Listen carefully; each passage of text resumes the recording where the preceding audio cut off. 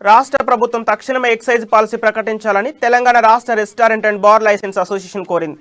ఈ మేరకు హైదరాబాద్ నాంపల్లిలోని ఆబ్కారీ శాఖలో కమిషనర్ కలిసి వినతి పత్రం అందజేశారు. 2022-2023 సంవత్సరానికి ప్రభుత్వం నుంచి ఇప్పటి వరకు ఎలాంటి ఎక్సైజ్ పాలసీ రాకపోవడంతో చాలా ఇబ్బందులు ఎదుర్కొంటున్నట్లు అసోసియేషన్ అధ్యక్షుడు దామోదర్ గౌడ్ తెలిపారు. 1/4 లైసెన్స్ ఫీజు చెల్లించిన వారికి కూడా రెన్యువల్ చేసే అవకాశం కల్పించాలని కోరారు. ప్రభుత్వం నుంచి పాలసీ వచ్చేంత వరకైనా ఆర్థిక ఇబ్బందులను పరిగణలోకి తీసుకొని సంబంధిత అధికారులకు సర్క్యులర్ ద్వారా తగు ఆదేశాలు జారీ చేసి న్యాయం చేయాలని కోరారు.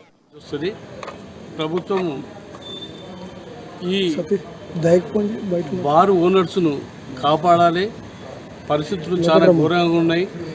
మొదలు కూడా 3 నుంచి కూడా రెన్యువల్ చేయలేదు కాబట్టి వాళ్ళు బ్యాంక్ గ్యారెంటీ కూడా ఇవ్వడానికి కష్టమైపోయింది. ఇస్తలేదు, ఏ బ్యాంక్ కూడా ఇస్తలేదు. అదేవిధంగా బ్యాంక్ గ్యారెంటీలో వాళ్ళు జరిగిపోతే కూడా వాళ్ళు 25-30% మనీ కూడా వాళ్ళు ఫిక్స్ చేస్తేనే ఆ బ్యాంక్ గ్యారెంటీ ఇవ్వడానికి వాళ్ళు ముందుకు వచ్చేవాళ్ళు.